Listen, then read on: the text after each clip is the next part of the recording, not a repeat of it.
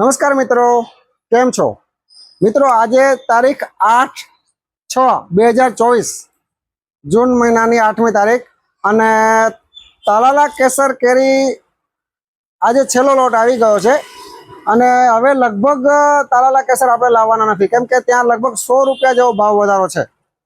અને અત્યારે જે કચ્છ કેસર આવે છે એ એકદમ સુપર ક્વોલિટીની કેરી આવે છે. લગભગ 10 કિલોમાં 30 થી 35 નંગ એકદમ મોટું ફળ આવે છે.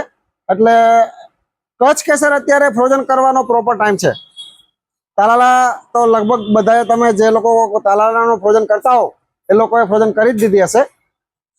હવે જો આજે 6 જૂન મહિનાની 8મી તારીખ જો કચ્છ ફ્રોઝન કરતા હો તો હવે કરી દેજો, કેમ કે 15મી જૂન છે. 10મી જૂન પછી વરસાદની આગાહી છે, તો કદાચ વરસાદ આવે તો ફ્રોઝન કરવાનું રહી ના જાય.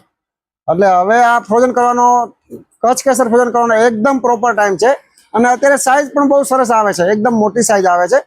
તો જે પણ ફ્રોઝન કરવાની હોય એ ફ્રોઝન કરી દેજો, કેમ કે ગમે ત્યારે વરસાદ આવવાની શક્યતા છે, આગાહી છે એવી 10 તારીખ પછીની. તો તાત્કાલિક હવે ફ્રોઝન કરી દેજો. આજે માલ છે નહીં, પણ આવતીકાલે સ્ટોક આવે છે. હજી લગભગ 1 વીક સુધી કચ્છ કેસર આવશે.